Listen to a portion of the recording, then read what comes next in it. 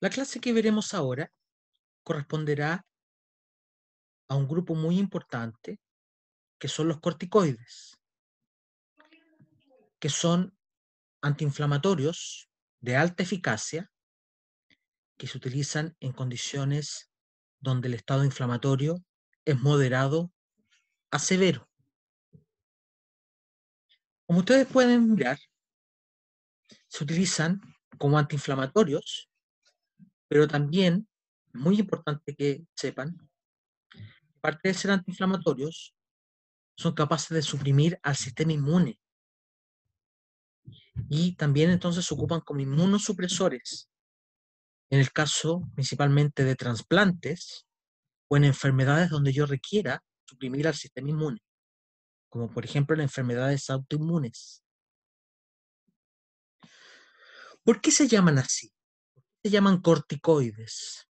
También se llaman antiinflamatorios esteroidales, porque provienen del cortisol, que es una hormona, ¿no es cierto?, que se produce en la glándula suprarrenal, ¿cierto? Entonces por eso se llaman corticoides, ¿de acuerdo? Y es importante porque uno de los corticoides importantes se llama cortisona, y uno de los corticoides que apareció químicamente se llama hidrocortisona, y a partir de ello aparecieron una serie de nombres de corticoides, como ustedes podrán ver más adelante, betametasona, beclometasona, fluticasona, ¿sí? Entonces hay varios nombres que se parecen entre ellos. Lo importante es que todas derivan de la estructura química del cortisol, que es una hormona. Por lo tanto, estos fármacos son derivados del cortisol. Esto es muy importante que ustedes lo manejen, porque el hecho de darle un corticoide a una persona, sobre todo si la terapia es oral, ¿de acuerdo? Estos fármacos se comportan como que si ustedes le estuvieran dando una hormona al paciente, ¿de acuerdo? Ahora, si la terapia es local, como una terapia inhalatoria, una terapia tópica, una terapia en la mucosa, las probabilidades de efectos adversos son menores, ¿ya? Por eso es que la terapia local se recomienda por sobre la terapia sistémica. Pero ustedes se van a dar cuenta que hay pacientes que requieren terapia sistémica y por supuesto que los efectos adversos son mucho más peligrosos que las terapias locales. ¿Mm?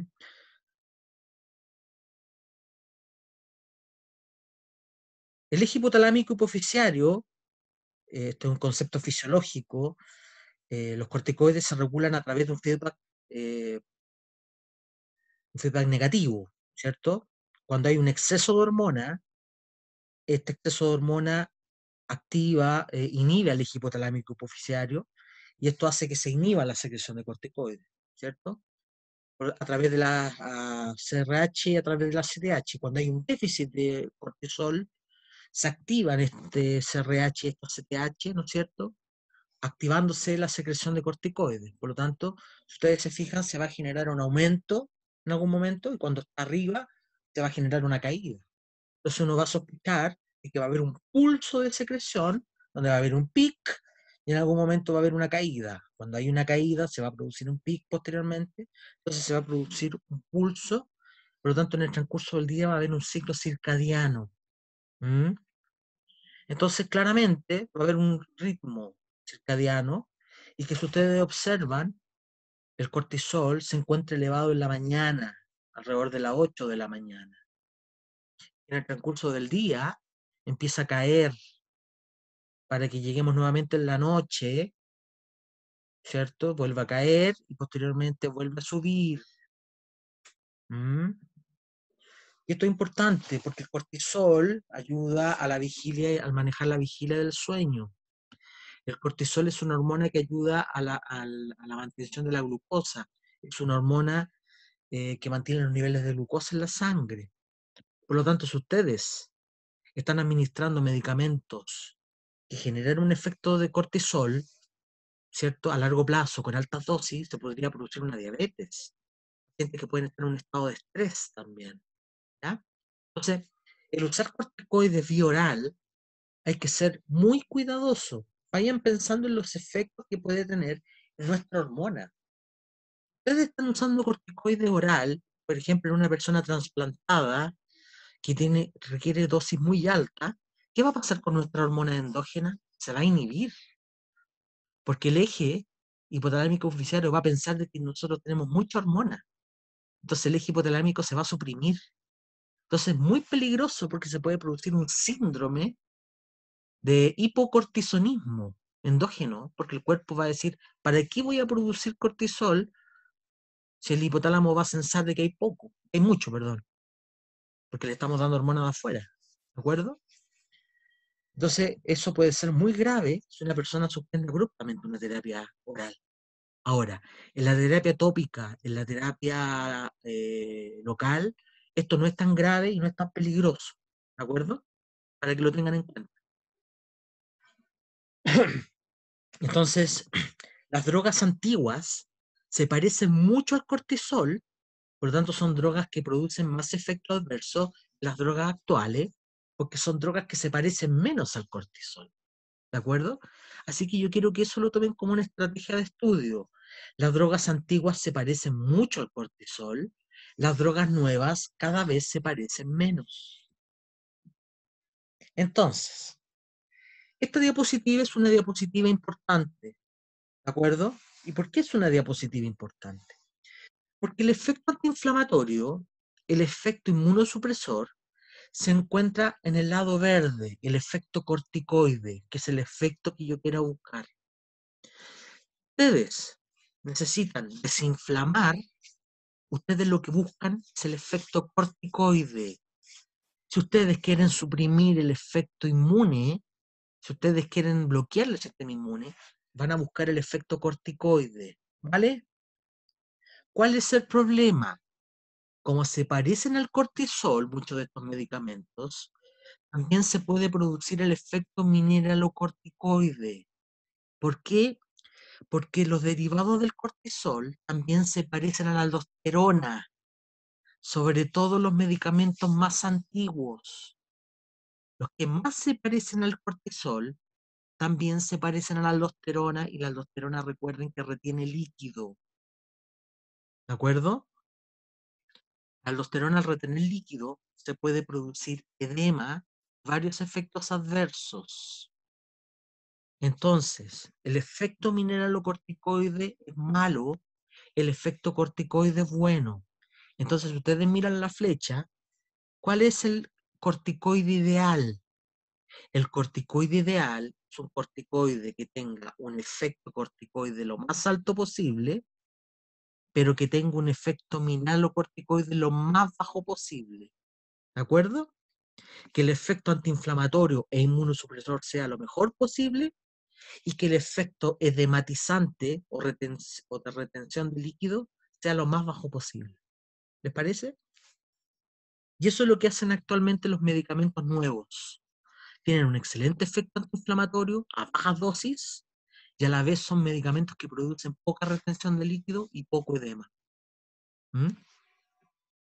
Entonces, los corticoides en general tienen el mismo mecanismo de acción. Todos hacen lo mismo.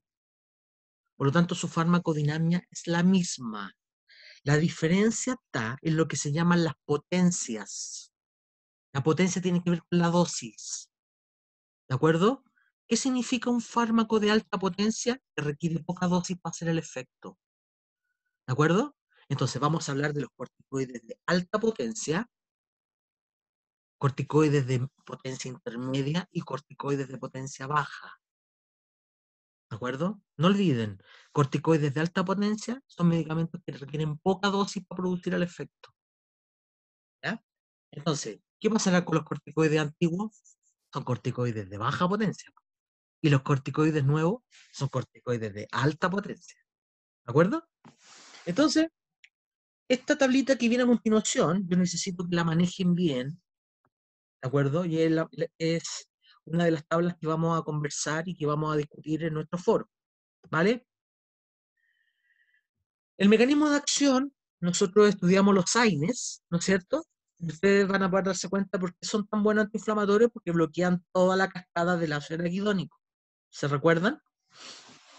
Entonces, al bloquear la fosfolipasa, bloqueamos la acción de todo el ácido araquidónico, por lo tanto impedimos que se formen tanto los leucotrienos como las prostaglandinas. ¿Mm?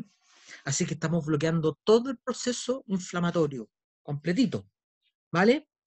Pero también tenemos un efecto lento porque los corticoides también se comportan como receptores. Y estos receptores regulan genes. Ustedes ven los corticoides que están en cafecito, van a activar genes.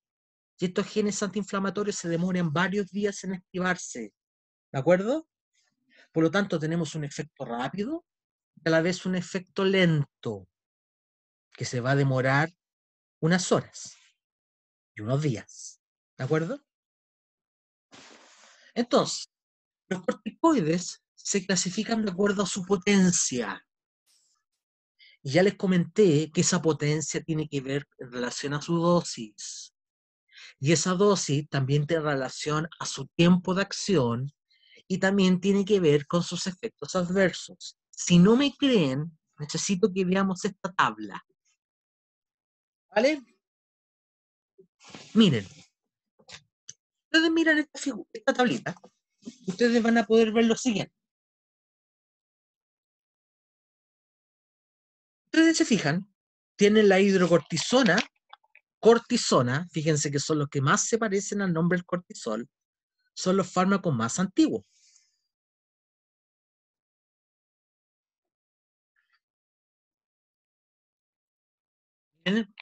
Ustedes tienen la potencia corticoide, tienen la potencia mineralocorticoide, tienen la duración de la acción y tienen la dosis equivalente. Yo no quiero que se aprendan la dosis, pero quiero que miren hacia abajo. Miren lo que pasa con la dosis equivalente a medida que vamos pasando de potencia. Los de abajo son potencia intermedia y miren los de potencia grande. ¿Cómo es la dosis a medida que voy bajando? La potencia es mayor porque la dosis es menor. Y eso también hace que el efecto dure más tiempo. ¿Ven la betametasona y la dexametasona? Son de mayor potencia porque ocupan menos dosis, pero a la vez duran más tiempo. Y miren el efecto corticoide. Son mucho mejores antiinflamatorios que los antiguos y a la vez producen menos edema porque el efecto de los corticoides es más pequeño. ¿Lo ven o no?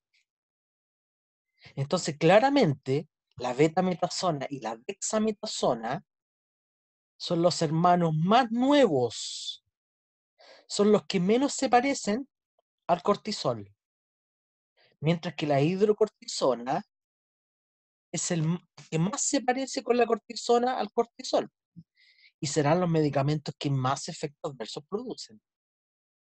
¿Lo ven? ¿De acuerdo? Entonces quiero que se den cuenta lo importante de esto. Los fármacos se clasifican de acuerdo a su potencia corticoidea. Tenemos los de acción breve o potencia baja, los de acción intermedia o potencia intermedia, y tenemos los de acción prolongada o de potencia alta. ¿Vale? Los corticoides se pueden usar por diferentes vías, por vía sistémica, por vía tópica y por vía inhalatoria. En asma, por ejemplo, ustedes tienen la budesonida y la fluticasona, que se ocupan muchísimo en ambos. En odontología, por ejemplo, ustedes van a ver la triamcinolona, la fluocinonina, el acetonido-fluocinolona, el propionato de clobetasol, que es uno de los que más se ocupa. Entonces, miren lo que dice en rojo ahí. La actividad clínica del corticoide es proporcional a su potencia y se mide por la vasoconstricción que provocan los tejidos. Entonces, también es una forma de medir eso. Estos son los corticoides que más se ocupan en odontología. ¿Ya? O sea, es específico el uso. Fíjense los inhalados por vía local. ¿Sí? Por ejemplo, los broncopulmonares trabajan con estas formulaciones. La que más se ocupa es la budesonida y la fluticasona, las que se ocupan en Chile. Son microgramos. ¿Mm? Está la ciclesonida, mometasona, betametasona, fluticasona, budesonida. ¿Se dan cuenta? Zona unida. Eso significa que estamos hablando de corticoides inhalados. ¿Vale? Las van a encontrar en todas las vías de administración que a ustedes se les ocurre, pero por supuesto que a ustedes las que más les va a interesar va a ser la vía tópica. Y por supuesto que la más peligrosa es la vía oral. Porque claramente si ustedes están administrando un tratamiento oral, es como si ustedes estuvieran administrándose una hormona. ¿Mm? ¿Ya? Y dentro de las vías tópicas existen varias formulaciones, cremas, pomadas, geles, elixires, etcétera, etcétera. Efectos adversos locales, ¿ya? Ustedes pueden ver los efectos adversos de los corticoides tópicos, se pueden producir efectos cutáneos, se ha visto, por ejemplo, atrofia, sobre todo con el uso de hidrocortisona, acné, rosácea, ¿ya? Pero se van a dar cuenta que el tratamiento con corticoides es muy específico y por muy pocos días. Se dan en situaciones muy particulares. En el caso de los corticoides inhalados, chiquillos y chiquillas, para que ustedes lo sepan, es muy importante que la gente que usa corticoides inhalados se tiene que lavar la boca, porque si no aparece cándida, aparecen hongos, candidiasis. Y si el hongo baja, se produce afonía o disfonía, para que lo sepan. ¿Ya? Así que las personas se tienen que lavar la boquita después de consumir corticoides inhalados. Tienen que lavarse la boca, bien lavadas, ¿vale? Así que importante, muy importante. Y si las personas tuviesen que usar tratamiento oral, imagínense una persona que está trasplantada, que tiene que usar todos los días, durante meses, o inclusive años, o una persona que tenga una enfermedad autoinmune, los efectos adversos son bastante peligrosos. Cushing, hirsutismo, crisis adrenal, inclusive se puede morir. ¿Sí? Es complicado. La gente que usa corticoides orales no la pasa muy bien. ¿Mm? Quiero que miren todos los efectos adversos que se pueden producir. ¿Mm? Es súper complicado. Hiperglicemia, diabetes mellitus, infecciones, ¿sí? Síndrome de Cushing, dislipidemia, osteoporosis, atrofia muscular. Los niños, por ejemplo, muchos niños que tienen leucemia, en ciertos cánceres hay que usar corticoides en los niños. Y de hecho los niños, muchos de ellos quedan más chicos en altura y en peso comparado con un niño normal, porque los corticoides disminuyen, generan osteoporosis, necrosis ósea, atrofia muscular y retraso longitudinal en el hueso. Son niños más pequeños. Es muy triste ver, sobre todo con leucemia, que quedan más pequeñitos. A nivel ocular, miren, cataratas, glaucoma. ¿Mm? En el caso de en la adolescencia también pueden producir daño en la pubertad, crecimiento fetal, hipogonadismo. Entonces, váyanse dando cuenta que dependiendo de la especialidad que una persona ejerza, los corticoides pueden ser súper dañinos. ¿Mm? Ahora, la vía oral, las vías locales, ya les dije que son vías más seguras. ¿Mm? En odontología, ¿cuáles son los usos que principalmente se les da? A líquen plano, a estomatitis, a ficoide y a manejo de edema postoperatorio. ¿Ya? Y esto es súper importante. Su acción es paliativa, etiológica, suprimen las manifestaciones inflamatorias, pero no hacen desaparecer la causa subyacente del proceso. O sea, se atacan la inflamación como síntoma, pero no atacan la causa exacta de por qué se está produciendo la inflamación. ¿De acuerdo? Así que estamos haciendo solamente un control sintomatológico. ¿Ya? Así que si hay un accidente, si se produce inflamación, el corticoide lo único que hace es bajar la inflamación, pero obviamente no está atacando exactamente el daño que se produjo, ¿vale? Así que en ese sentido quiero que lo tengan súper claro. Entonces a veces más que usar un antiinflamatorio y evitar complicaciones extra, a veces habría que hacer una cirugía muchas veces, en vez de estar usando un corticoide. ¿Mm? Lo importante es que si la persona requiere una terapia oral, ¿cierto? El tratamiento puede ser diario o por día alterno. Lo importante es que la persona debe reducir en forma gradual la dosis. Y esto es súper importante porque debemos recuperar el cortisol que se está bloqueando. Esto lo vamos a conversar en la clase, cuando tengamos la clase en el foro, ¿ya? Así que los que estén escuchando la clase, por favor, necesito que hagan esta pregunta también para que lo podamos discutir de buena manera, para que puedan entender por qué debemos reducir gradualmente las dosis de corticoides vía oral, porque si no las personas también pueden arriesgar su vida si este tratamiento no se hace correctamente. ¿Mm? ¿Qué pasa en el embarazo? Son muy peligrosos los corticoides, están en categoría C del embarazo, significa que hay que tener mucha precaución, te van a hospitalizar, porque se ha reportado en algunos pacientes labio leporino y en ratos también, alteración en el labio. Por lo tanto, hay que usarlos con mucha precaución y evaluando a la mujer todo el día. ¿Mm? En el caso que se necesiten. En los niños hay que tener mucho cuidado en la piel sobre todo, porque su piel es muy delgada. Por lo tanto, pueden ingresar fácilmente los corticoides. ¿De acuerdo? Porque retrasan el crecimiento, mayor inhibición hipotalámica y la piel más delgada. Por lo tanto, las dosis pediátricas deben ser muy pequeñas. Y en el caso de los adultos mayores, lo que más se ha reportado, de hecho no se recomienda mucho el uso de corticoides, porque es asociado a la mayor presencia de hipertensión, porque como los corticoides retienen líquido, lo único que se recomienda es usar betametasona o dexametasona, que son los corticoides o usar fármacos muy locales, pero en realidad no se recomienda usar corticoides en adultos mayores, ¿vale? Porque se asociaba a la presencia hipertensional. Bueno, eso sería entonces la clase y estaríamos en condiciones entonces de eh, compartir entonces y de resolver las dudas que tengan en el foro de la próxima semana. Estén muy bien, cuídense mucho, adiós.